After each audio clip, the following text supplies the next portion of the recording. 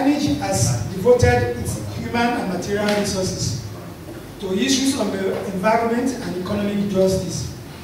This pursuit inevitably connected us to anti-corruption issue, which has been roundly adjudged as the way out of socio-economic strangulation of our country.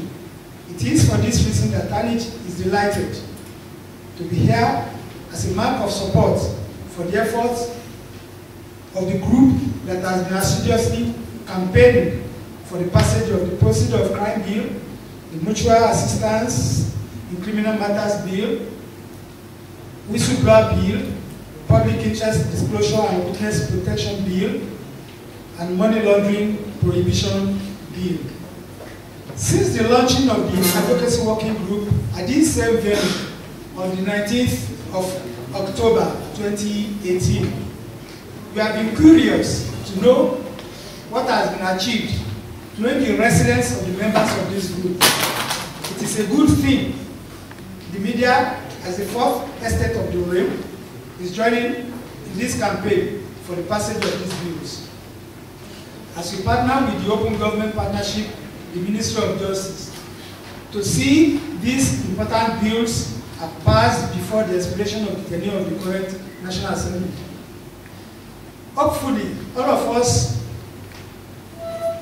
as we progress in today's event, will have the opportunity to learn about the situation of things.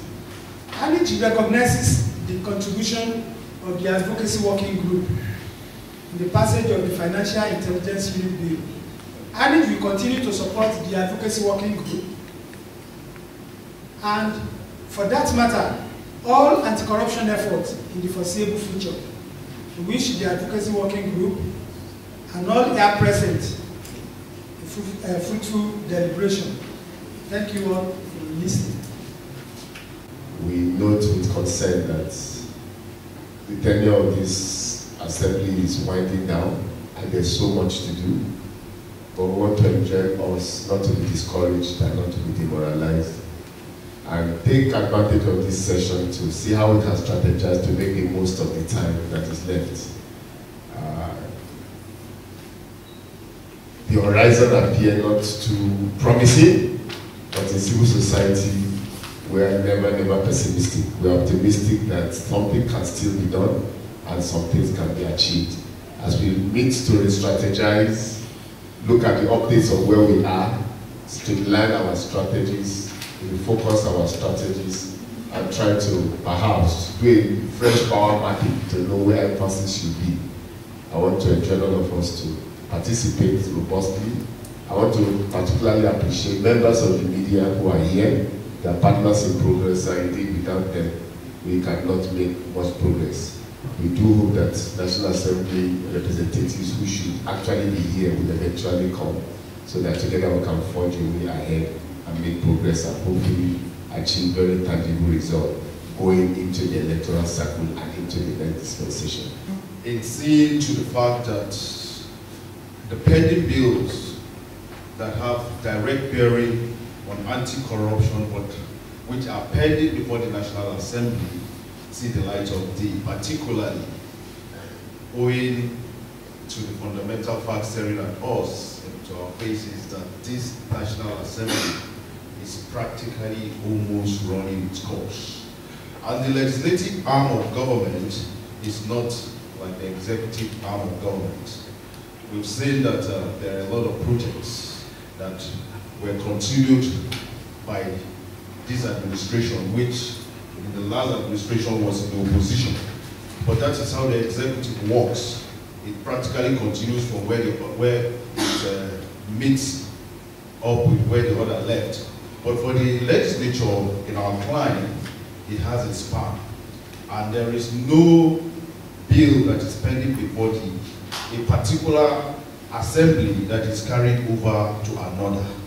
So that gives us the knowledge of the fact that we have our hands full. It's of immense benefit in relation to fight against corruption, and it finally enabled Nigeria to obtain evidence statement. That can also be used, not just persons. You can get the evidence, you can get statement. He can request for information from the other side to identify suspects and witnesses, and also transfer suspects. Again, finally, it is actually a requirement for the final admission of Nigeria on the FATF Financial Action Task Force, which is called FATF.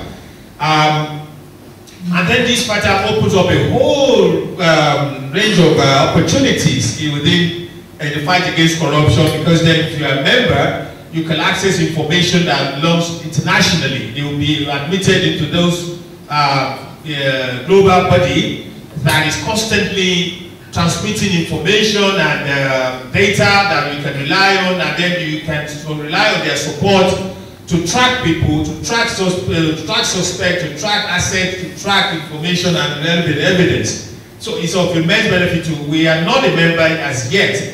I think the process is also continuing in 2019, when our further assessment for our admission is coming up. And this is why we are all doing what we are doing, to ensure we have these bills in place, so that it can trigger our membership of FATF and the regional equivalent, which is the GABA, which is also coming up. So we have all these that will enhance our capacity to fight against corruption.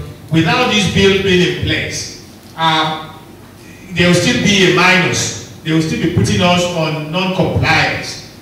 And that is what we went through with the Egmont group, that we had to go back and quickly pass the NFIU. It is the same message that we need to be passing, my members of the media and the civil society organization. Let's get this fact straight. Like when we are debating or engaging the legislature, all the other stakeholders, we need to be aware on our fingertips what we are talking about. Egmont Group, Financial Task Force, GABA, these are essential instruments for us to fight against corruption. If you don't have legal framework and policy framework in place, you will always be using this ad hoc basis, executive order, and the institution itself, EFCC, and they will not be strengthened. It's not about so much of using power and going across, and you don't need to be accessing people's house before you can even get information. If you subscribe to a larger body, international body like the FATF, there's a whole, you see, and you can see my expression when I say whole range of opportunities. And that is a fact that we need to be adumbrating and putting forward to our legislators. Advocacy for the passage of the anti-corruption bills before the 8th National Assembly. So with this, to the development of our country and the glory of God, I'm launching this on behalf of the Executive Director of African Network for Environment and Economic Justice, Reverend David Ugolo, and further promotion of eradication of corruption in our country. To the glory of God, let it be launched soon.